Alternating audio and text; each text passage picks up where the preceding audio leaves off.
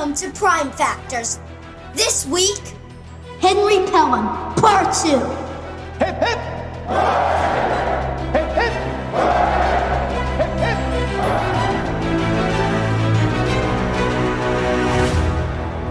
Hello, and welcome back to Prime Factors. I'm Abram, and I'm here with my dad, reviewing all the British Prime Ministers from Robert Walpole to Rishi Sunak.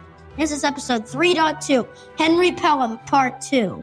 I'm really enjoying this guy. Henry Pelham is a lot of fun.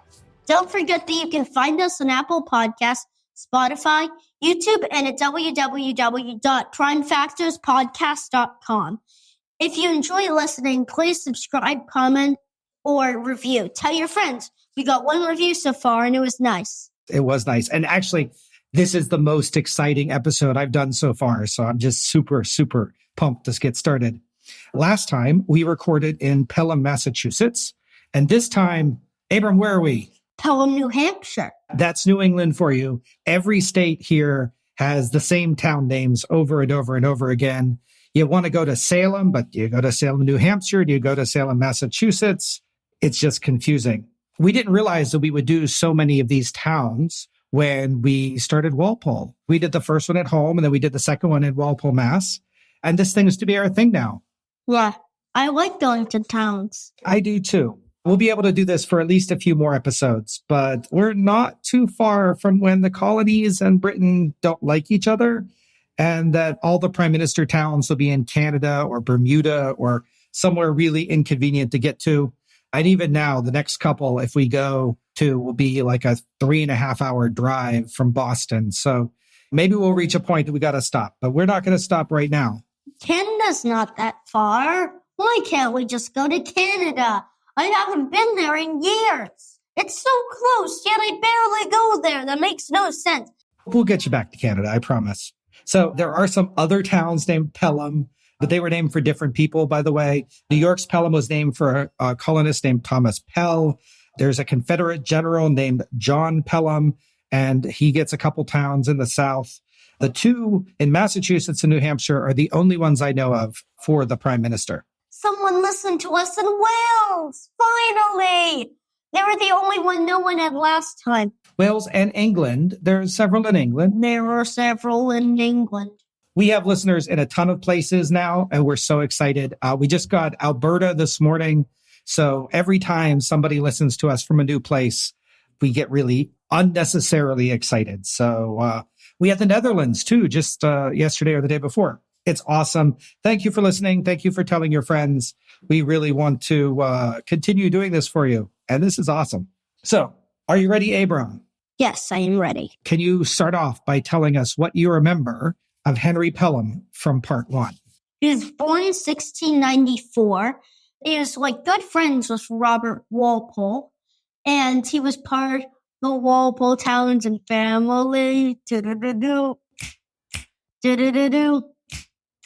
Do-do-do-do. Do-do-do-do. Do-do-do-do.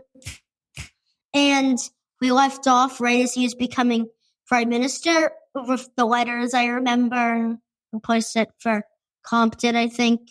Yes. So his uncle was the Duke of Newcastle. His uncle died and made his older brother Duke instead. He fought in the Battle of Preston during the Jacobite Revolution of 1715. And that's going to be kind of important today. Became an MP. He rose through the ranks.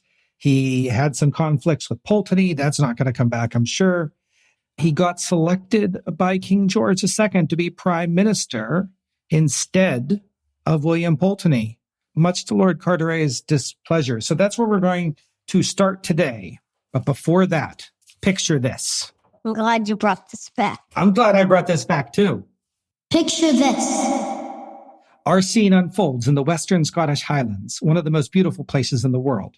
It's summer, and the green rolling hills seem to almost flow into the deep blue waters of the Loch Shiel. The air is crisp, filled with the earthy scent of heather and the distant pine forest.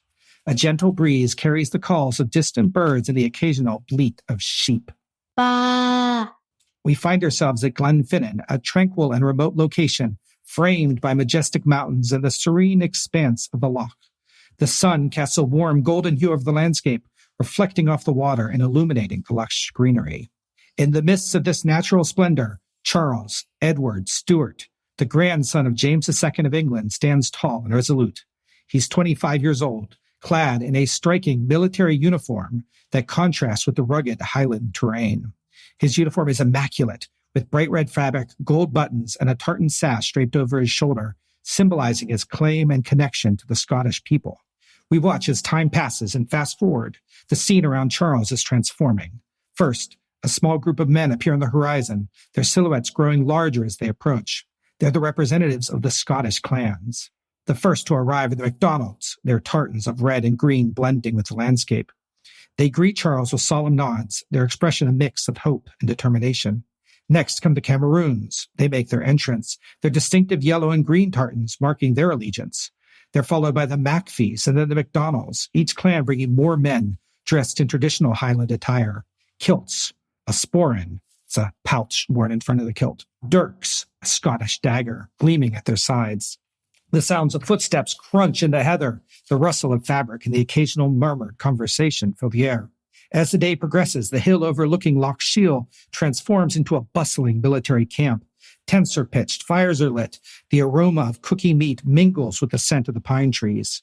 The camp is alive with the sound of preparation, clinking of weapons being sharpened, the low hum of conversation, and the occasional burst of laughter. This doesn't seem to sound that good. Soon, 1,200 Highland soldiers have gathered, forming a formidable and colorful assembly.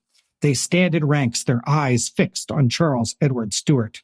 The young pretender, as he is known, climbs a small rise, his presence commanding their attention. He begins to speak, his voice clear and strong, carrying over the crowd. Charles says, "My friends, my loyal clansmen, today marks the beginning of our quest to restore our rightful king, my father, James VIII, to the throne of Scotland and England. We are here not as rebels, but as rightful defenders of our ancient and noble cause, chosen by God to reclaim what is ours." As he speaks, the men listen intently, their expressions ranging from sullen determination to fervent hope. The sound of the speech is punctuated by the occasional cheer, a testament to the loyalty and courage of the assembled forces. With a final rousing cheer, the standard of Charles Edward Stuart is raised. The banner, emblazoned with the white cross of St. Andrew, flutters in the breeze. The sight is met with a deafening roar of approval from the assembled clans. Bagpipes begin to play. The soldiers turn, form into columns, ready to march. The rhythmic thud of marching feet, the skirl of the bagpipes, and the murmur of determination fill the air as they begin their journey. Together, they move forward. Their goal is clear: to reclaim Scotland and England for the rightful king, the one they believe is chosen by God, James VIII. It's Henry Pelham's time on the British stage. How will he rise to this challenge? I don't know. Was that good? Yeah. I told you this episode has so many exciting things going on. So we're going to back up a couple years. We're going to return to August 27th, 1743. Henry Pelham has just become prime minister. Lord Carteret has promised to support him, but, he really wants William Pulteney, the Earl of Bath, as prime minister instead. The government is split, and even though Carteret has promised to support him, that support is a little bit tricky. Pelham started, and he just kept Spencer Compton's cabinet. He didn't make any immediate changes. He and his brother already had some support in that government, but he was worried that if he moved too quickly, he could cause problems. So just a reminder, the people in that government that we know are Hardwicke. He was Lord Chancellor. I mentioned last time that he's one of Newcastle's main allies. Yeah, I remember. And he's going to appear more in Thomas Pelham Bowles' episode. The Lord President of the Council was William Stanhope, who is now going to be called the Earl of Harrington. Everybody gets promoted and gets a different name. It's tough to keep track. Remember Sunderland and Stanhope from Walpole's episode? Yeah. He's a cousin. Lord Carteret was still there. He's Secretary of State for the Northern Department. Under Wilmington, he was pretty much prime minister in everything but name. But now he's just lost a battle. He now has to work for Pelham. Newcastle, Thomas Pelham Bowles, was Secretary of State for the Southern Department. One of the things you might notice is that Newcastle, not Carteret, is supposed to be responsible for France and Spain and Austria, right? Northern Department was for the Scandinavian countries, Scotland. Southern Department was for France and things. But thanks for telling me. I had no idea what those meant. I would have probably asked you. Oh, good. I think I explained it once in Walpole's episode, but that was weeks ago. So the weird thing is Carteret is acting like he's in charge of Newcastle stuff. And that's okay. But, it's going to cause some issues. Remember that Carteret is still in Germany with George II. Was that where the letters were? And that's where the letters were last time, right? He is basically going and staying with the king for a while, but the king's going to come back to London before too long. Some fractures started immediately between Pelham and Carteret. But Pelham's first responsibility, right? He just wanted to make good with George II. Yeah, you should always want to make your king happy. Rule zeros keep the army happy. Rule ones keep the king happy. Those are great rules. I love it. So basically the king said, I want more troops. And Pelham said, yes, more troops. I'll give you more troops. That's going to seem a little weird soon because once we get a little bit further, you'll find that Pelham is not the one that usually wants more troops. But at first, he's just okay. He wants to make George II happy. Now, in secret, Lord Carteret was off negotiating a treaty called the Treaty of Worms.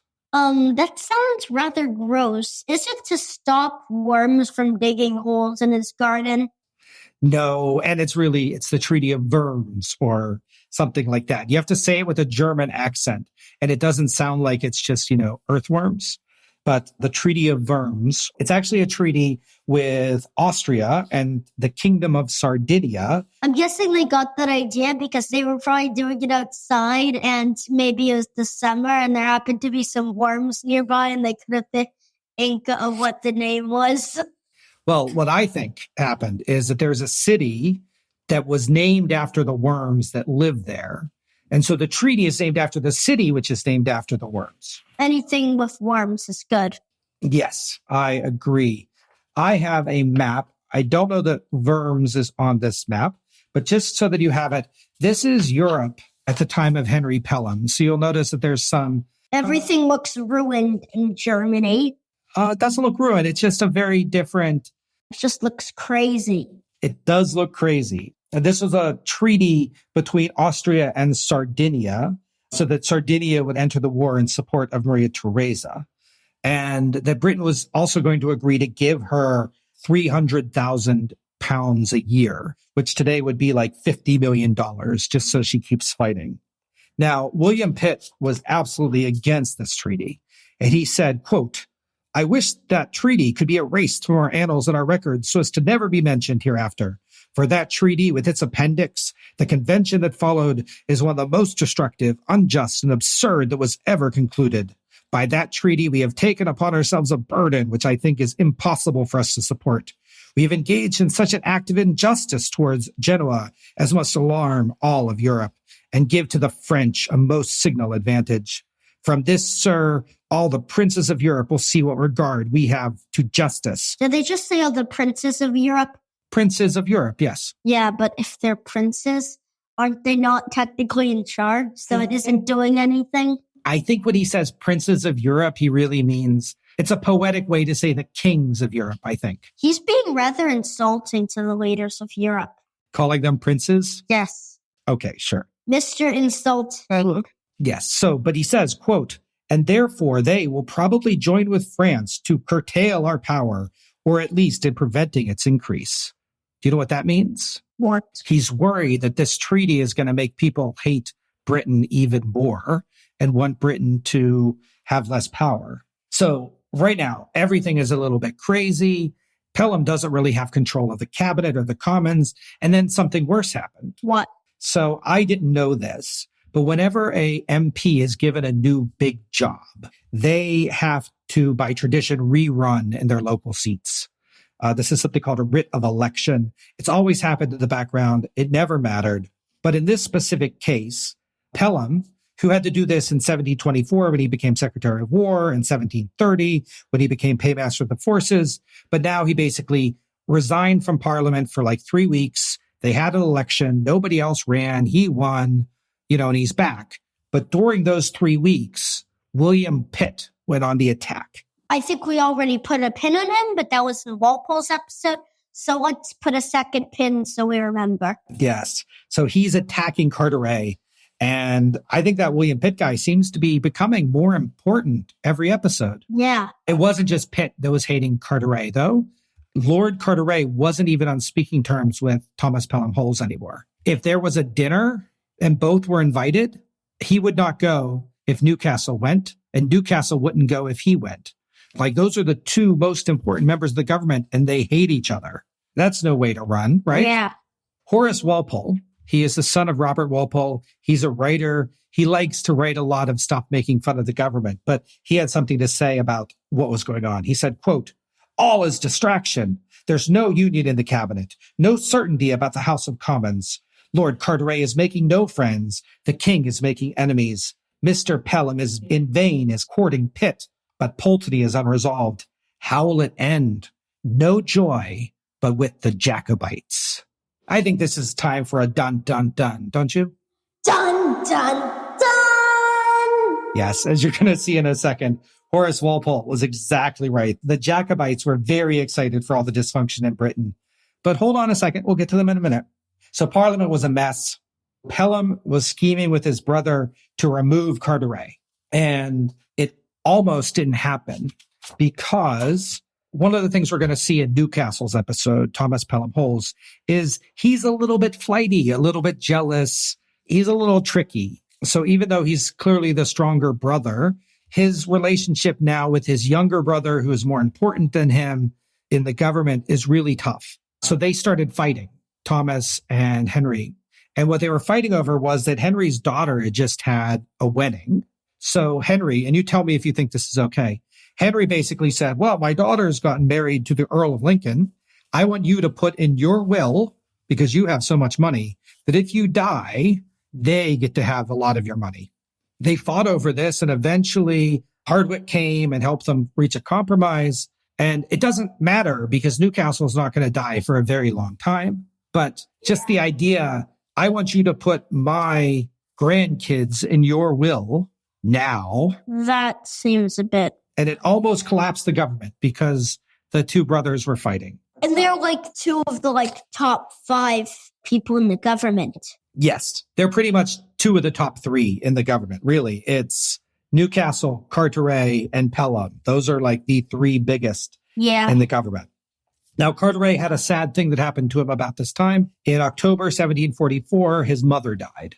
That's very sad. It is very sad. And so he became the Earl of Granville because that title was passed down to him.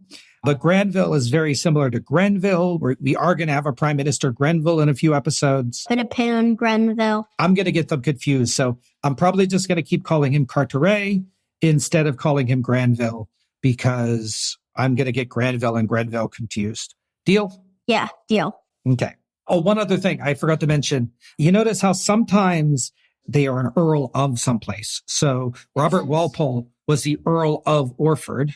But then sometimes they're just Earl something. Like Carteret is Earl of Granville. So it turns out there is a reason, and I wanted to tell you the reason. It's that if they're Earl of a place, it is Earl of. So Orford is a place, so the Earl of Orford.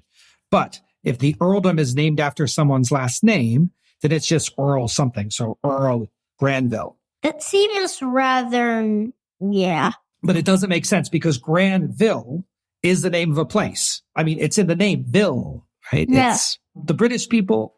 I love you, but your names are confusing. And also, with that, yes, we call something Worcester, which makes no sense. But you make it even worse by making a Worcestershire. That makes it even worse. You're the real ones with bad names. Okay. Henry Pelham, he assembled a collection of Whigs, Hanoverian Tories, and others, including Bolingbroke, who's still around, into a single group, and they were committed for the removal of Carteret. They argued that Carteret was not doing enough for the war effort. They argued that he spent too much money. They argued that he was supporting Hanoverian interests over British ones, and that his close connection to the king meant that he didn't have the British truly at heart. Eventually, they made a threat. Either George II removes Carteret from government, or both Henry and Thomas would quit.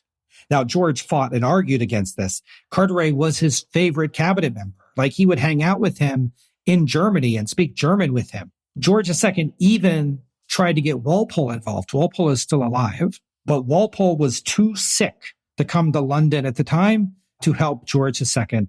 And so in the end, Carteret resigned on November 24th, allowing Pelham's new government to be formed. This isn't the end of that story. George II is upset. He's going to keep certain Whigs from joining the cabinet, William Pitt being one. He really hates William Pitt. Well, then William Pitt will probably be lucky that by the time he becomes prime minister, George II will be dead. I'm pretty sure that's the only way he could become prime minister. And later on, we're going to tell you who the next king is. Yes. So I think the big deal here is they're going to want to get even. They're really angry at Pelham for this. I'm going to stop because there's going to be so much war to talk about in a minute. But before we talk about the war, it's really important to tell you what Henry just did. Henry has built something that is called the broad-bottomed ministry. So he has brought together a whole bunch of different factions of Whigs and Tories to form a single government. It's been completely disheveled. Carteret was fighting with Pelham, who was fighting with Newcastle. But what Pelham is trying to build is a government that actually works together. So he united a couple of factions. There's something called the Chesterfield Whigs. We haven't talked about them before. The Patriot Whigs, that was Pulteney's group. Independent Whigs, Hanoverian Tories, and they've all come together. So the Chesterfield Whigs, these are led by Philip Stanhope, yet another Stanhope. Why do they like Stanhopes? I don't know. There aren't even any other Sunderland. He's related somehow to the other Stanhopes. I don't really know. So the Chesterfield Whigs were Stanhope. The Patriot Whigs were Pulteney, and pretty much what's left of Carteret's group in the government. The Independent Whigs were, independent, right? And the Hanoverian Tories were essentially the Tories that weren't Jacobites. So they're moderate Tories. They're okay with religious toleration. They like policies to support the rich, and they like to keep Britain out of wars. So, they have a lot in common with what Pelham was doing. In this new government, 14 out of 32 of the most important positions, according to a historian, John Wilkes, were given to the opposition. Henry Pelham is basically giving Parliament a big hug, trying to bring everyone under his tent and trying to get a government that can work together. And he's going to be really successful at it. He is a politician and a diplomat. And unlike Walpole, that really only wanted his own people in, Pelham is going to have a much more broad base of support. So 2 names I want you to keep track of. There's a guy named George Grenville that just got appointed to the Admiralty Board. He's not important yet, but he might be later. Do you want to put a pin in him? Yep. And someone is named William Cavendish. Pin. Just got made the Lord Steward. Even though he's probably like 30. Maybe. I will tell you, his ages won't get that much higher. So Pelham started with a dysfunctional government, and he turned it into probably the most functional government that they had had in a while. I calculated Cavendish is 25. Oh, good for him. When was he born? 20. Wow. You keep that in your head. I'm so impressed. By that, I mean 1720. I kind of guessed. The next part, I have here the title section of this part, Abram, just so you know. It's called Part 2, War with Everyone. So you have your map of Europe there, and I'm going to give you here a map of the Austrian Netherlands, because that's going to be kind of important. Even though that's only in Belgium, basically. Yeah, Austrian Netherlands is pretty much what we would call modern Belgium. Even though it's the Netherlands for some reason. I know, it doesn't make that much sense. Now that Pelham is prime minister, he's finally dealt with Carteret. He is building a new government. The wars are suddenly going to be very much his problem. So do you remember there was the War of Jenkins' Ear? Yeah. England and Spain are still technically at war at this point. Britain attempted to capture Florida in 1740. Which Florida? Florida. They invaded St. Augustine. What? Yes. So Britain attempted to capture Florida in 1740, while the Spanish invaded Georgia in 1742. Which Georgia? The Georgia that's next to Florida. Oh, complicated borders. This war is still going on, even though we haven't been talking about it. Most of the time, it's happening in the New World, pretty far from Europe.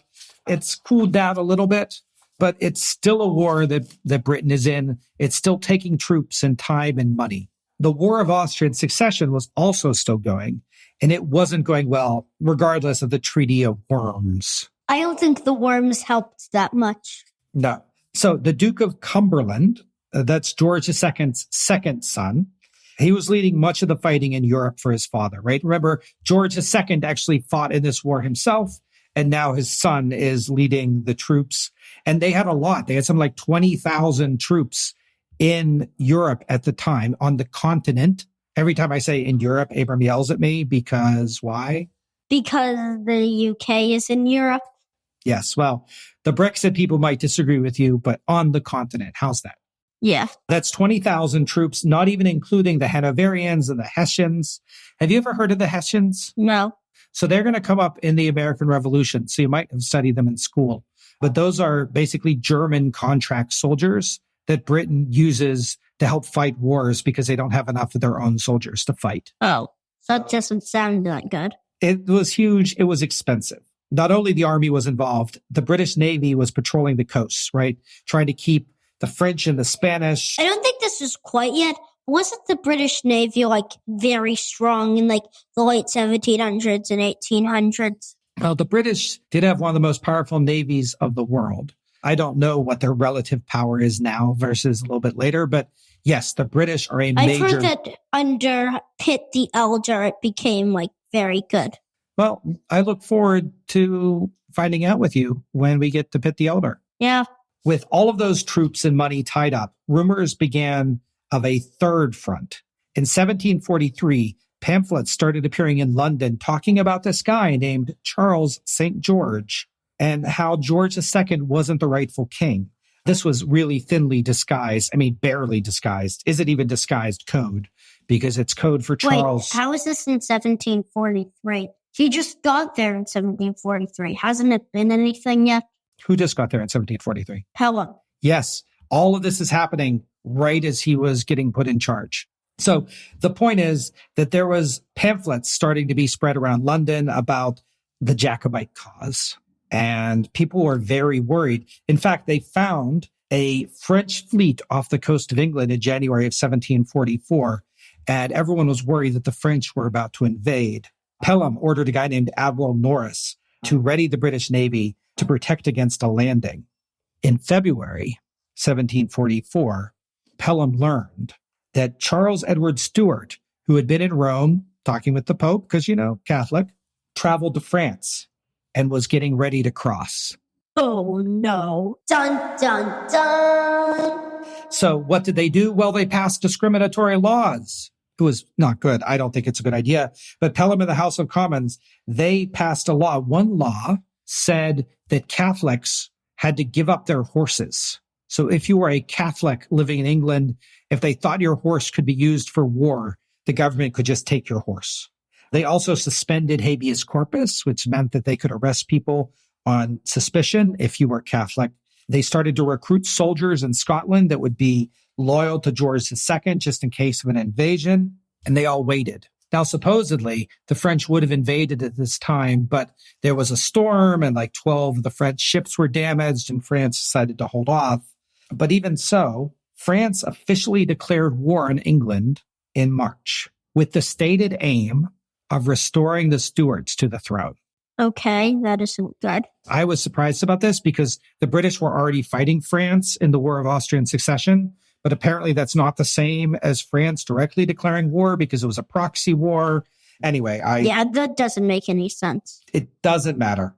Everything was terrifying. Everyone was very scared that France was going to invade, that there was worries of a Jacobite revolution, and there was only 7,000 troops left between England and Scotland.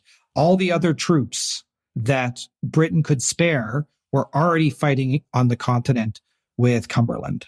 Dad, you forgot. What part of the continent? They were in Flanders at the time. Which is in Belgium, I think. So no attack came that summer. Everybody breathed a sigh of relief through it. Maybe they're not going to attack. But by the time 1745 arrived, things were getting bad. Pelham wanted to increase to 28,000 troops on the continent, but England had not accomplished much of anything since George II's Battle of Dettingen. The French, they were just beginning to roll over the country. So if you can find these on your map, Very quickly, in 1745, France captured Memel, Ypres, Furnes, and some of those are on that map. Ypres is right there, captured by French. I don't see Memel here. I don't see Furnes, but we'll find them. Point is, France is taking over. Then France took Tournai. I see that. Then they took Ghent. I see that. And then in May 1745, there was a giant battle. It's called the Battle of Fontenoy. 50,000 French troops and allies versus 50,000 British troops and allies. They fought the Duke of Cumberland, the king's son, and they lost. Who lost? The British lost. The troops were big. dispersed, and now there was nothing that they could immediately do to stop France from just continuing to roll over the Austrian Netherlands. Just when you thought it couldn't get worse, in July, Stanhope, the Earl of Harrington, he was in Hanover and he heard some rumors. He sent a message to London saying that once again, the French are preparing to invade England. He didn't know, but what was happening was that Charles Stuart, he was on his way to Scotland right then. He was in two warships, the Elizabeth and the Du Tillet. The British Navy spotted them. There was a ship called the HMS Lion. They managed to spot them and damage the Elizabeth. The Elizabeth was forced to leave. So that had a lot of his troops and a lot of his weapons.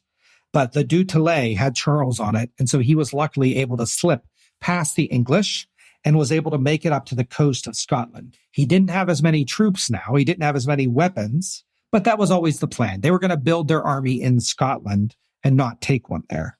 I should mention, by the way, James Stuart at this point, his dad is 57 and decided that he was too old to fight. So he declared his son the Prince Regent of a country that he wasn't in charge of and told his son to go.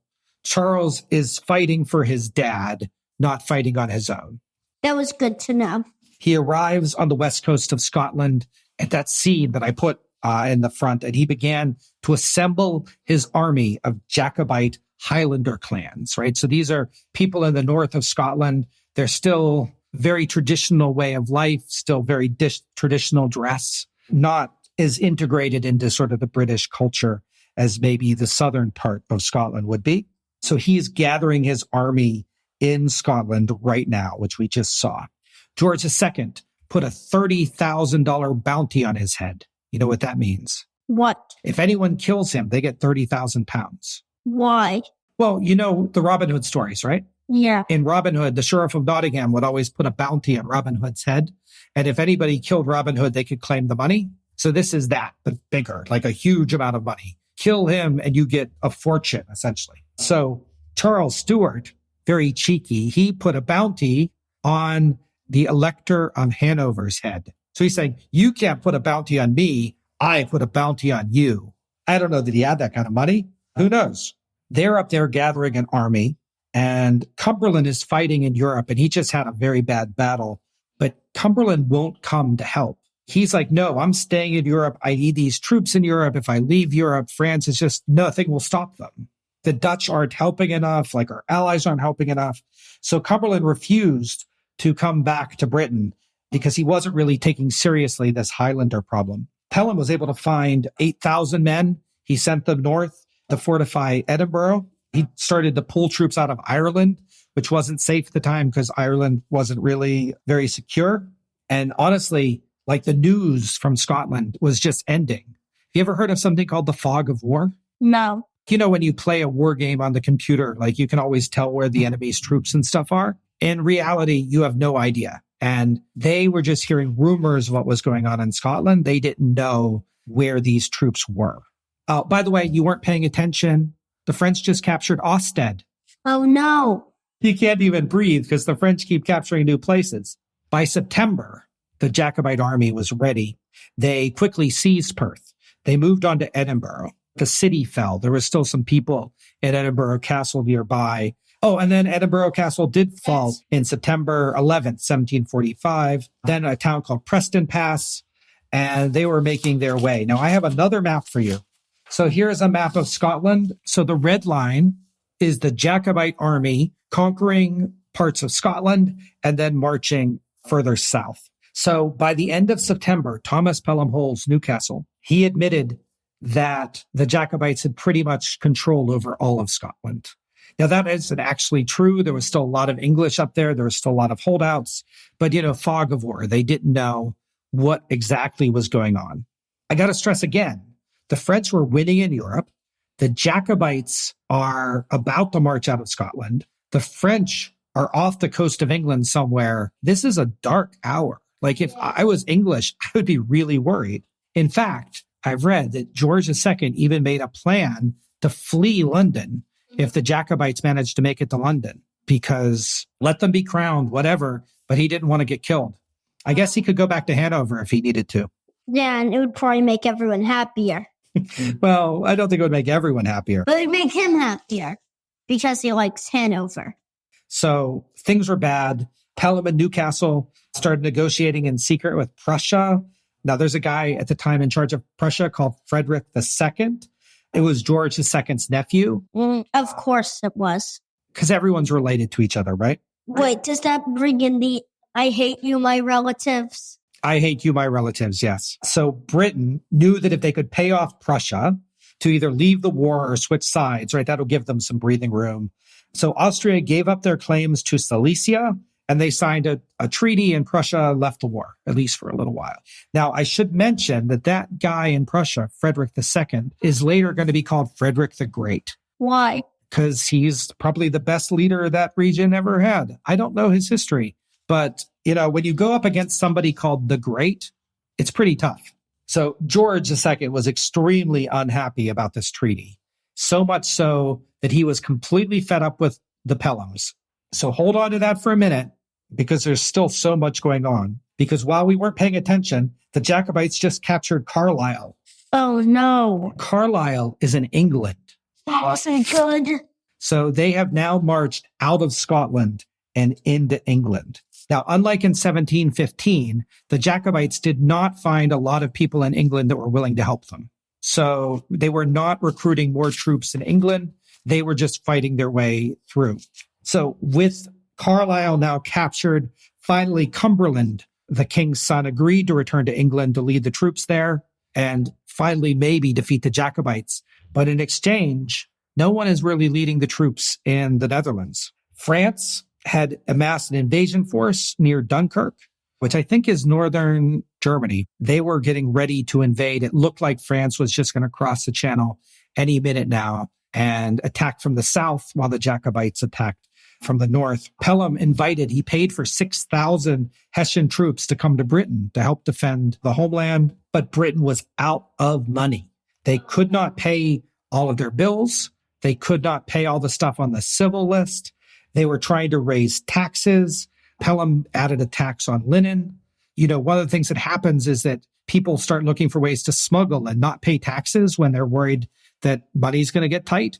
And so while all this is going on, Pelham can't even pay for soldiers. That isn't good. So then something kind of lucky happened. The Scottish Jacobites marched south to Derby. Derby in England. It's about 160 miles from London. It's the same distance as Boston to Albany. So the Jacobites make it to Derby. They started to worry that they were overextended. They didn't have enough troops. They knew that Cumberland was in England now and could attack them. They didn't have good supply lines. They were running out of food. They were really hoping that when they got to Derby, France would attack the south, squeeze England. But the French didn't attack. Why? We don't know. That isn't a good move. It wasn't a good move. They could have won. The French could have won. The Jacobites could have won. But maybe they weren't communicating well. But they had made it 160 miles from London. And France was expected to help them, but didn't. And nobody really knows why. Maybe someone knows why, but none of the books I read knows why. I also sort of don't like the British don't want Catholics. I don't really like that. Like, the Catholics were in line. Why didn't they like them? And it was sort of like the reason why they split was just because it was Henry VIII and he's Henry VIII. So I really just don't think that they deserve to have won that. Yeah, I agree. I think from a modern perspective, we look at the Jacobite stuff and the Glorious Revolution and say, ooh, they were discriminating against a religious group. That's not good. But at the time, what was it? At the time, I don't know. It was life or death, I guess. This is a time when people could get killed for being the wrong religion. So I'm very sympathetic to the Jacobite cause. And I wonder what would have happened. But it's very hard to put our modern morals on this situation. Because you're right. I think we probably would be saying, of course, the Catholics are fine. That's not a problem. But keep in mind also that the country had to be the same religion as the king through a lot of this. And it's just a very different time. When did they finally get rid of that? They've already been getting rid of that through the religious settlement starting in Elizabeth I's reign and gradually more and more. And there's going to be a big law passed in just a couple years here that we'll talk about in a minute. Yeah. The Scottish Jacobites, they made it to Derby. The French didn't come. They're running out of food. They had conquered into England. Look how far into England. Yeah, they'd gone very far. And then they started running away. They decided they couldn't make it to London and that instead of attacking London, what they were going to do is they were going to go back to Scotland.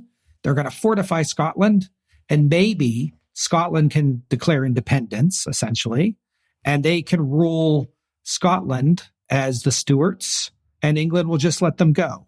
We'll see what happens with that in just a minute. Whew. Okay, got to catch my breath. There's so much action in so many places. While all of this was happening, George II was still upset at Pelham. Why? Because Pelham signed that treaty with his nephew, Frederick II, which really upset George II. Pelham had kicked out Lord Carteret, who was George II's friend. So Frederick, the Prince of Wales, had started to ally himself with William Pitt. So two Fredericks, Frederick, the Prince of Wales, George II's son, Frederick II, George II's nephew, I guess. The point is that William Pitt is now being defended by the Prince of Wales, and Pelham really wants to bring William Pitt in as Secretary at War. They need the best leaders for this war that they can possibly get. So just like last time, Pelham went to George II and said, George II. He wouldn't have said that. He would have been much more polite. Yeah. If you don't let me make William Pitt in our cabinet, we quit. And what did George II do? Well, last time that they threatened that, George II fired Lord Carteret. He won. This time, George II said no. So on February the 10th, 1746, Newcastle, Thomas Pelham Holles, and Henry Pelham both resigned. End of the episode. Dad? Yes? Really? No, it's not the end of the episode. He resigned. And in fact, he wasn't the only one to resign. Almost everyone in the government resigned. Whoa. One by one, everybody either resigned or announced that they would resign. But George II was okay with that. He's like, no problem. All right, I'm going to name a replacement for that and a replacement for this. He brought in Carteret. He brought in Pulteney. He made Pulteney the first Lord of the Treasury, which is the prime minister job. And so on February 10th, 1746, William Pulteney became prime minister. This is going to be known to history as the short-lived ministry. Pulteney wasn't able to get enough support in the House of Commons. He could only get 80 votes for stuff. They tried to bring in more of their people, but they simply couldn't fill all of the slots as people were resigning. So on February 12th, George II blinked. He gave up. He sent a letter to Pelham saying, you win, effectively. So Pelham resumed being prime minister. Also, Pulteney, I think we will have an episode on him. We'll do him next. Yeah, I'll do him next before Newcastle. But anyways, that's for next time. Let's continue. Yes, so Pulteney was technically prime minister for 2 days from February 10th to February 12th, 1746. Some people consider him prime minister. Most people don't. Your playing cards do, but the official list of prime ministers on the British website didn't. So you take it for what it is. But remember, my playing cards think the Downing Street Gates are prime minister for some reason. Well, your playing cards think that Larry the cat was more important than Spencer Compton. So, which isn't good. So Pelham wasn't just going to come back. He had demands that out of duty to the king in regard to the public, it is apprehended that his majesty's late servants cannot return to his service without being honored with that degree of authority, confidence, and credit from his majesty, which the ministers of the crown have usually enjoyed in this country, but which is absolutely necessary for carrying on his service. He basically wrote him a letter saying, okay, if I'm coming back, you have to trust me. And you have to give me that authority. You can't be undermining me all the time. You can't be working with Carteret. I'll only come back if you say that you'll support me 100%. And George II agreed. Pelham had won. And in fact, this is like a major moment in prime minister history because it's the first time that a prime minister really gets that much authority, that much trust from a king. Like the king backed down to Pelham, not the other way around. So with Carteret dealt with, we have to return to the war. Good news, it's going to be over soon because I'm sure you're tired of talking about it. Yeah. Cumberland, he chased the Jacobites back through northern England and into Scotland. So do you see on that map? Yeah. There is a blue line showing their escape. We don't have a website to put this up, but I am going to try to make a website soon so we can put this up. So the English troops in Scotland were still fighting with the Jacobites. And honestly, they fell pretty quick. Cumberland was able to very quickly take back Edinburgh. He was able to take back Aberdeen. They fought them up through the Highlands, and they eventually had a major battle at a place called Culloden Moor, which is up here in the far north. And on April 16th, 1746, Cumberland's forces fought Charles Stuart's forces in a battle. Charles Stuart tried to do a surprise attack first. That failed. It was the day after Cumberland's birthday. So, instead of singing happy birthday to him, they just won a battle and he won. Charles Stuart escaped. He even went in disguise. He disguised himself as a maid named Betty Burke. Over a couple months, he made his way to the island of Benbecula, which is off the west coast of Scotland, and a French ship picked him up and took him to France, where he remained in exile for the rest of his life.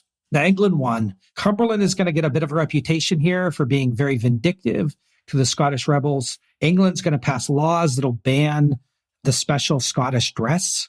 They're going to try to break Scotland as a separate culture. To his credit, Pelham tried to compromise. He wanted to punish the leaders and not the people. But there was a lot of punishing everybody going on as a result of this. One problem was dealt with, but they still had 2 more wars to go. Let's take a break. While all this was happening, on the other side of the Atlantic Ocean... I see. Is this the town segment? It is the town segment. Pelham, New Hampshire was incorporated. The early history of New Hampshire and Massachusetts is very intertwined. Here are some more maps, Abram. This is a map of the colonial claims, and here is a map of the border area between Massachusetts and New Hampshire. New Hampshire in the beginning was barely a separate place. For about 84 of the first 112 years since New Hampshire was founded, New Hampshire was ruled by Massachusetts, right? They would have the same governor. Massachusetts would basically be stepping in. New Hampshire was founded in 1629, but the border between the two places was not finalized until 1741 by George II, so right about now. Yeah. Pelham, where we are now, was first settled by a man named Thomas Butler. He was born in Woburn in 1677, and he was Irish. His family was originally from Ireland, but nobody has a record of when his family came or why they left Ireland. But obviously there was a lot of discrimination and other challenges. Yeah, The same reason that Scottish people were coming at around that time. So in 1721, Butler purchased 500 acres of land in Massachusetts in the town of Dunstable, right on the border between Dunstable and Dracut, and that's Dunstable, Massachusetts. But that's not Dunstable, Massachusetts anymore. The border between Dunstable and Dracut was, quote, a pine tree in sight of a beaver brook to the Long Pond. I can't understand.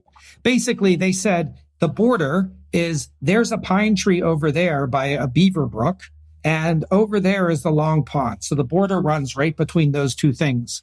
But, which pine tree, which beaver brook, which pond is long? I don't know. The borders were not very well defined.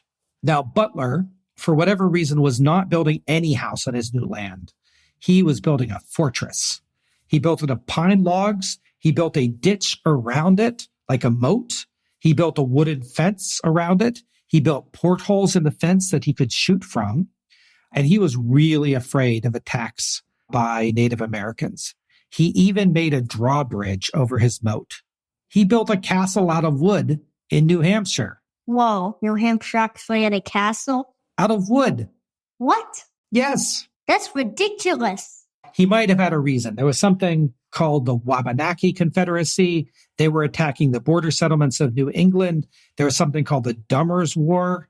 I learned history here in the U.S. just as you did. I went through a couple more years of it than you have. Yeah, I wish this would be able to fall into the silver screen category.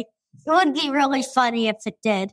I think we will by having like a meanwhile segment. It would just be someone hammering some wood, building a castle, and he'd like have a map, but it would be in New Hampshire. Yes. I think we'll just do a meanwhile for that.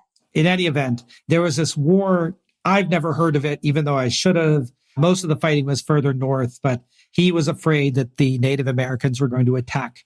And he had a family to raise. He's going to end up having 10 kids. He was a deacon, so he was probably a religious leader in the area. But when the border between Massachusetts and New Hampshire was changed in 1741, his house was no longer in Massachusetts. It was now in New Hampshire. And so he couldn't be part of Dunstable anymore. So they had to say his house and the other stuff around it was now a new town, and they needed a name. And they called that new part Pelham. And so we're actually right on the border. We passed the border between Massachusetts and New Hampshire on the way. Yeah, thank you, New Hampshire. Yes. Now, why was Pelham named Pelham? Supposedly, according to the New Hampshire government website, the Pelham family was related to Benning Wentworth, who was the governor at the time of... Is that Wentworth related to the Watson Wentworth? Well, he was governor at the time of province of New Hampshire. Now, I can't find how he's related to the Pelhams, and I can't find if he's related to Charles Watson Wentworth. Pin. Put a pin in him. He's going to be prime minister in 20 years from now. But honestly, all of these families were super interrelated, and I can't always track who's related to who. So Pelham, New Hampshire was officially made a town in January 1746. It remained a pretty small town for a long time. At the time of the American Revolution, there was only 700 people there. Thomas Butler didn't live that long. He died at 82 in 1759. And today, it's still a relatively small town. I don't remember how many people are here, but it's more people than Pelham, Massachusetts, where we were last time. But we're about a 40-minute drive northwest of Boston. So we're just like on the outer edge of Greater Boston, probably just beyond what most people would consider Greater Boston, but still very, very much commuter distance. So that's all I have to say about Pelham. It's beautiful here. I liked it. So while we were talking about New Hampshire, the French captured Antwerp. They captured Mons. They captured Namur. And guess what? It's not even just the Netherlands anymore. They captured Milan in northern Italy. That isn't good. So Pelham, at this point, was out of money. He was demanding that they end the war. Like, we simply can't afford to keep fighting. We've just beaten back these Jacobites, but the French can still invade. We're losing in Europe. We're out of money. King Ferdinand VI of Spain had just come to power. And so he was starting to negotiate the end of the War of Jenkins' Ear. So Pelham wasn't the only one that wanted to end the war. Pelham signed a treaty with Russia called the Treaty of Warsaw, and that allowed them to get Russia kind of involved, maybe give them a better negotiating position for a peace treaty. While all this was going on, Frederick, the Prince of Wales, still hated Pelham, even though Pelham had brought William Pitt to his side, and that Frederick decided, I'm a Tory now. And he tried to basically get enough support in the House of Commons to take over the majority and kick Pelham out. But Pelham had a surprise move. So in the UK system, you can call an election early. So he saw what Frederick was doing, called a snap election in 1747 and won. And so Frederick didn't have enough time to prepare, couldn't get enough Tory support.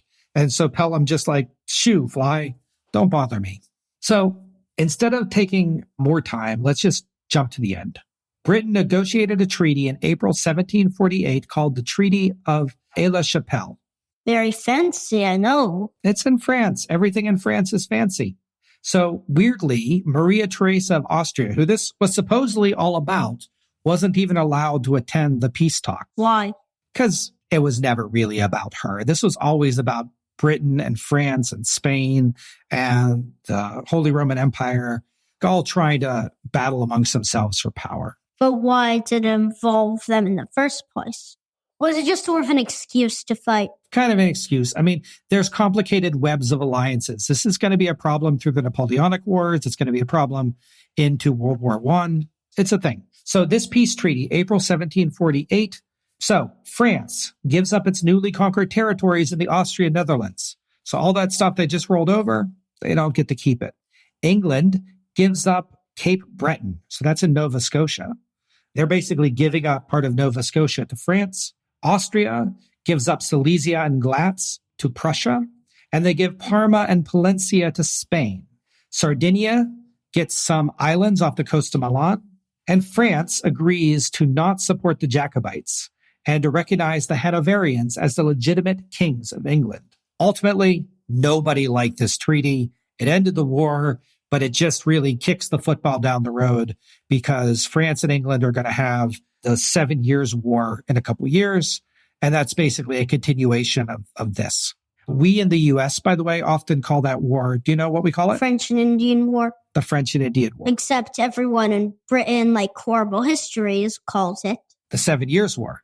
But we call it the French and Indian War. Right. And Abram, because you listen to a lot of British history shows, you get the British viewpoint. It's amazing. Yeah. Throughout the war, Britain commanded or controlled 65,000 troops. They had spent £6,950,253, or roughly $2.2 billion in today's money on troops, contract troops. And that's not even including that they were paying payments to the Dutch and the Scandinavians and the Austrians to either stay in the war or leave the war. As soon as the war was over, Pelham had to immediately find ways to save money. He reorganized, he shrank the army, he shrank the navy. They owed so much money to Austria, but they refused to pay because they couldn't. Britain was broke. But Pelham, over the next couple of years, balanced the budget and lowered tariffs and basically brought things to right. So I'll give you some highlights. Prince Frederick, once again, is going to try to topple the Pelham government, but he died in 1751. And when he died, no one else took up his cause. It also means that Britain never had a King Frederick. And guess who the person in line's name is?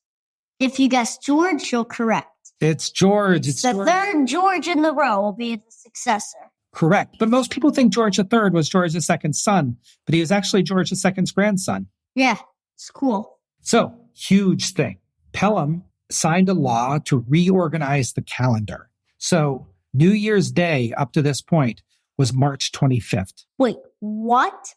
Why? So they were using the old Julian calendar, and they had some very weird stuff that I don't fully understand, but New Year's was March 25th. I think that means that like March 24th, 1744 would be followed by March 25th, 1745. I'm not 100% sure about that, but the New Year's Day was considered March 25th. They also switched from the Julian calendar to the Gregorian calendar, which is the calendar that we use today. So when you're researching this era, it's often very weird because you'll find dates. They have to mark them. Are they Julian dates or Gregorian dates? Because the different countries in Europe didn't even agree on what day of the month it was. In 1748, Pelham appointed somebody called Lord Halifax to the Board of Trade overseeing the American colonies. Now, he even wanted to make this Board of Trade role like a cabinet level position, but George II didn't. So this was part of an effort to standardize and bring the American colonial governments in line with British policies, but the Americans are going to hate it. This is the beginnings. I mean, they're not the Americans yet, they're the colonists. The colonists are not going to like this, and maybe this is the beginning of some additional stress. In 1751, Pelham offered to resign. He was starting to have some health problems, and he basically said, hey, George II, can I resign? I want you to make me the auditor of the exchequer. He would get a lot of money. Like the salary there is like £8,000 a year, which is equivalent of $1.8 million a year today. So he would basically get a very cushy job for the rest of his life. But George II said no, and he gave the job to one of Pelham's relatives instead. In 1752, letters arrived to King George that warned him that Pelham was a secret Jacobite. As far as I can tell, George just laughed and threw the letters away. Pelham passed those tax reductions that Walpole had wanted. He basically had a very successful government. We won't need to get into the details, but the last couple of years went pretty well. In 1753, he passed a law that allowed Jews to become citizens of Britain for the first time. Yay! It didn't last long because his brother is going to repeal it. Which means he'll get some minus points for that, I know. Yeah, but it was a good start. He also founded the British Museum. He passed a law that said that children under 21 had to have their parents' permission to get married, and that you had to get married in a church, unless you're a Quaker or a Jew. This helped the government track who was married and who wasn't. It was sort of like controlling marriage by the government. But in December 1753, Pelham became ill.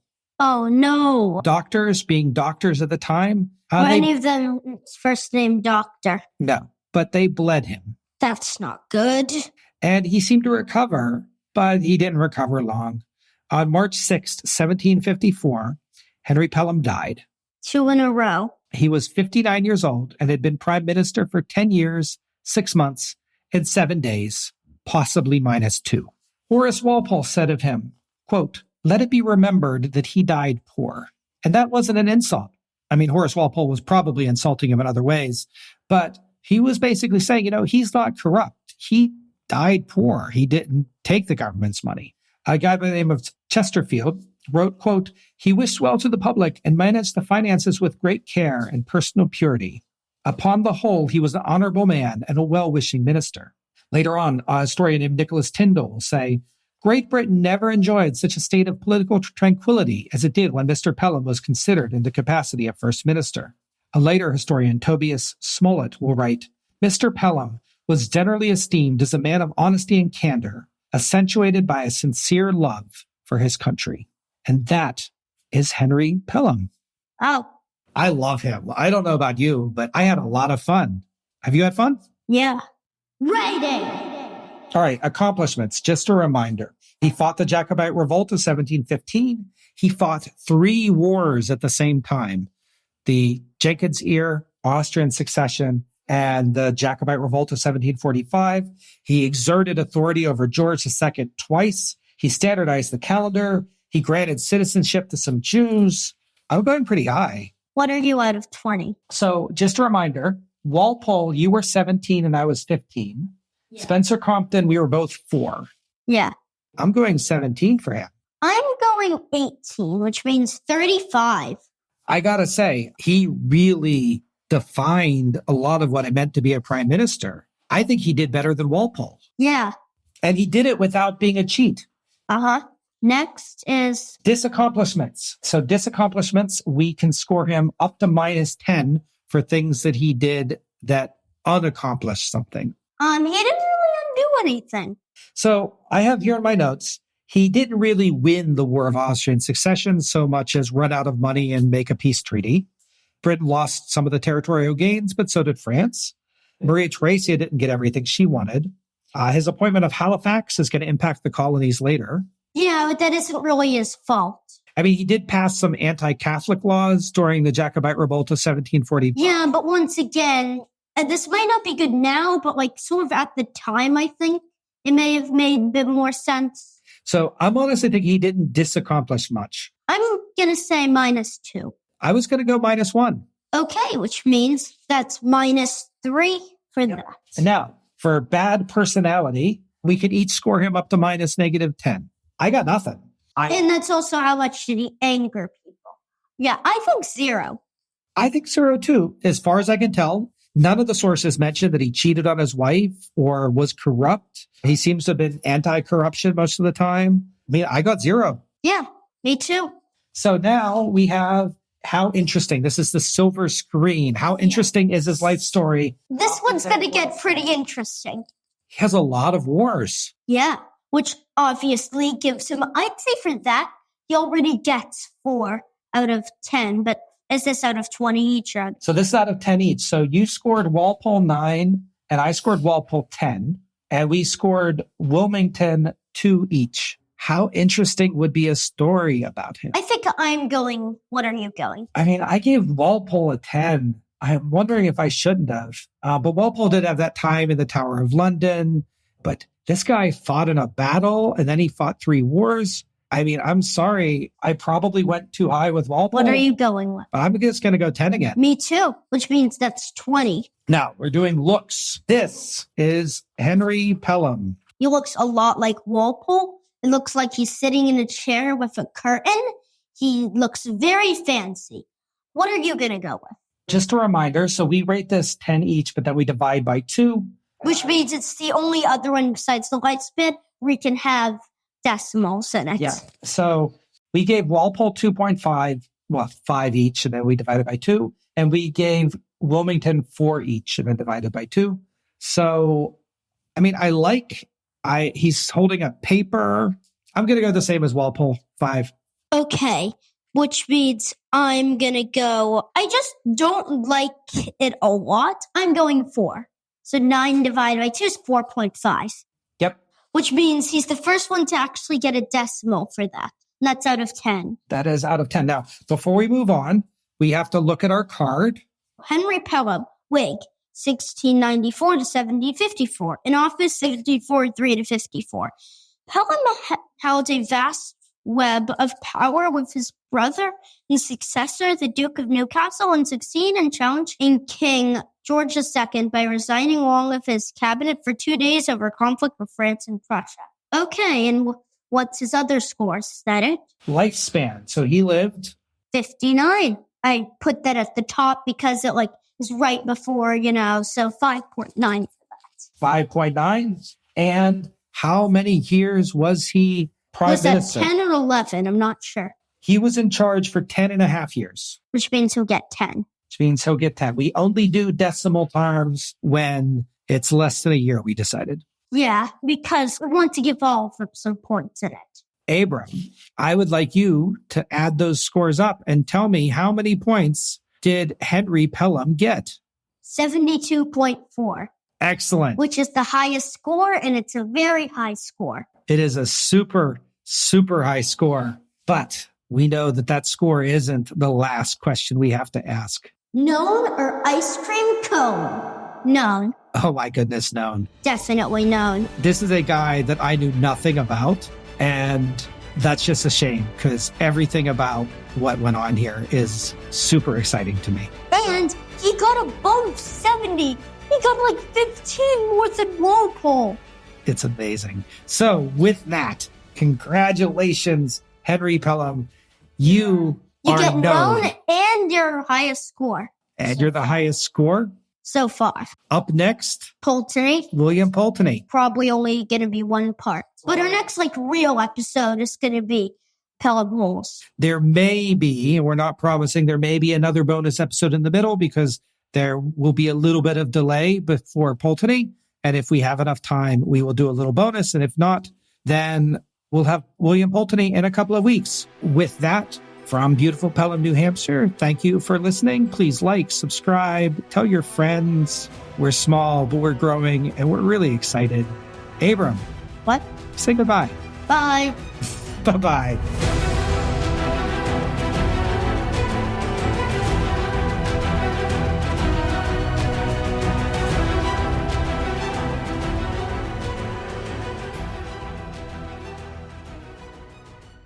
Bibliography. Just like last time, I'm working off the same 2 full-length biographies of Henry Pelham, plus my collection of chapter-length ones. The primary source this week was A Whig in Power, The Political Career of Henry Pelham by John W. Wilkes, published in 1964. Because of the focus on the War of Austrian Succession and the Jacobite Revolt of 1745, a lot of additional smaller sources were consulted on those conflicts in order to add some color, including from Scottish heritage websites and other online sources.